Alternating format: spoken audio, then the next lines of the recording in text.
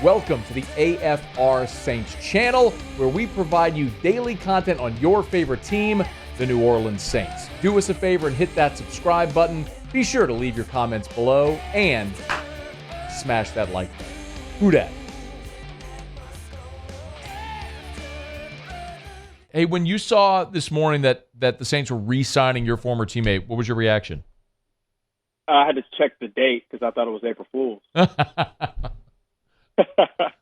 No, honestly, I mean, I think it was a nostalgic type situation for me. Obviously, I spent a lot of years with Jimmy here and thinking about the successful days that he had terrorizing defenses in this Sean Payton offense. I think there would be a different version of Jimmy Graham in this offense come 2023, but I do think there's a role for him, and I think there's a need specifically in that meeting room, a veteran presence, a guy that's had success in the league, and somebody that we know can play and make things happen when the ball is in his hands. It's just a matter of what that version is going to look like at 36 years old, but I think it can be an effective one. You were his teammate for his first 4 seasons. What was it like watching him then?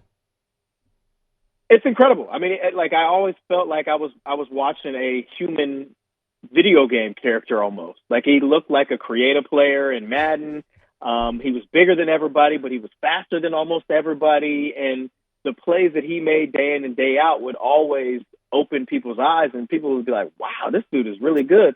And I mean, I could see it early on. He has the skill. He played basketball, so he's got like a very, very athletic knack on the football field.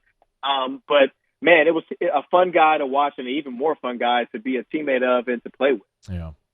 Whenever he was traded, I know you were already not with the Saints organization anymore when he was traded in 2015. But there was this conversation because of how contentious the franchise tag thing went, that maybe Jimmy wasn't the best in the locker room, this or that. From your perspective, what was he like as a teammate? Well, anytime you hear anything like that, if you don't hear it from somebody in the organization, coach, player, front office executive, don't believe it. I've been around the game long enough, and people in the media, I'm one of you guys now, sometimes can float ideas that turn into rumors, that turn into things that everybody wants to believe. And I don't remember ever hearing any front office person, including Mickey Loomis or Sean Payton or any player, saying he's not good for the locker room. So we can just put that to bed. Jimmy was a great teammate. He worked super duper hard, and a super smart player, a fun teammate. I mean, a guy that everybody loved being around. And, I'm happy that after all that's happened in the past, and funny, you brought up that story about how contentious things were. I was actually the person who spoke on his behalf to the NFL when he was going through the franchise situation as the person on, trying to make the NFL believe or understand why we considered him a wide receiver. So that kind of brings back some memories for me. But nonetheless, a great person, great teammate, super hard worker, and I'm excited for him to get another opportunity in black and gold. Hey, that's if you don't mind, I'd like to follow up. That's really interesting. And Lance Moore's our guest. So you spoke to the NFL on Jimmy's behalf. Was that like an in-person thing, or like how? That was an in-person. How did that go? Was an in-person thing, and there was attorneys there. There was somebody asking questions. There was note takers. Now, it wasn't in a courtroom.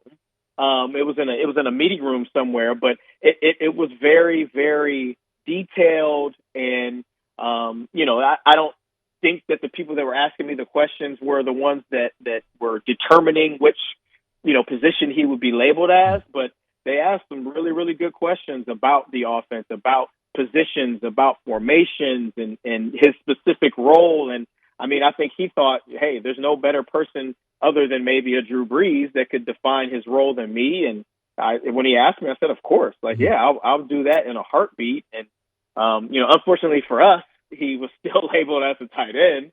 But I mean, when you look at the way that the rules are broken down in the CBA as far as positions go, at least in the most recent CBA, it states you would be at that franchise spot for whatever position you lined up in the most the prior season. And I mean, if it was today, then he would 100% have been labeled a wide receiver because he was out wide way more than he was tight. You mentioned that you're Lance Moore in the media now, and I don't think Lance Moore the player would have wanted this question, but asked Lance Moore the guy in the media now. Do you think Jimmy Graham is a lock to make this team? Honestly, I don't know that I would go that far. They've got a little bit of depth, but I think he adds something of value that goes even beyond playing. I mean, just that veteran presence, a guy that's been there and done that, a guy that all of the younger guys, because they're all younger than him, can lean on him for information and advice and trying to understand defenses and leverages and specifics to the tight end position. I mean, I would be very, very surprised if he did not make this team, because why else would they sign him? I mean, they worked him out yesterday, so they saw that he was in shape. So I really don't understand why they would sign him to go along and then cut him later on. Saints Hall of Famer Lance Moore is with us. By the way, shout out where we talked last week on the show about the interview that you did with Vilma. Where can people get your content? Where can people follow you? Well, so yeah, I mean, I work with Boot Crew Media. I've been with them just this season or this coming season, and then you can always find me on WDSU in New Orleans throughout the season. And it's funny, I've been training and or learning to take this agent certification exam because I'm going to start representing players. Oh, nice. And now people are like, hey, man, we need you for more media stuff. So I'm like, wait a minute. Where were all these people that needed me for media 5 years ago, Hey, man, the as you see now, the world of media is a dramatically different landscape today than it was 5 years ago. Like, we just got back from SEC football media days, and literally everybody up and down Radio Row, everybody has cameras now because everybody's putting out video content as well. So yeah, man, no, it is a dramatically different world than 5 years ago. But man, ain't no wrong with being versatile. I got a couple more for you if I could. Number one, as you do keep an eye on this Saints training camp, what are some of the position battles that you are most going to lean into, that you're most intrigued in? Yeah, I've been asked this question a few times this offseason. I think the first one that's glaring to me is the cornerback position. We know that Marshawn is solidified. I mean, he's one of the top 5 in the National Football League, and he'll continue to play as such. But you look at the other side, when Paulson Adebo and or Marshawn were out last year, Alontae Taylor played his butt off. And when you turn on the tape, this dude's got the stuff. Like, he stands out. Like, he's not just a guy that's in there filling in. Like, he's a guy that's in there making plays. He plays with confidence. He's physical. He's athletic. He's got good ball skills.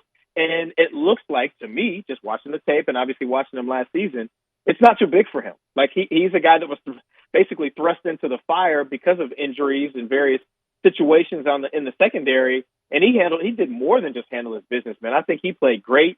And when Paulson Adebo is healthy, he's one of the best as well. I mean, like, we've got a spoils of riches at that outside cornerback position. And that's one that I'm really, really looking forward to seeing. I've been asked a lot about the receiver position and who do I think is going to be the third and usually the fourth receiver.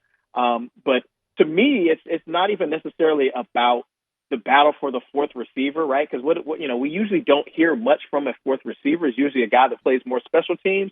I think the thing that stands out for me with the receiver position is there is depth. There are several guys that could be the fourth and fifth and sixth receiver that we know how the season goes. Somebody's going to get banged up, and it could potentially be multiple guys banged up, and it's going to be the next man up and then next man up again. So we're going to need to have, at least 6 guys that can go out there and play. And I think we've got plenty of guys that have played. Keith Kirkwood, Tre'Quan Smith. You talk about some of the other guys that have played. Then you've got A.T. Perry. I mean, the draft pick. So we've got a plethora of guys. James Washington. And it's Brian Edwards. I mean, there's so many guys that could step up and play those roles.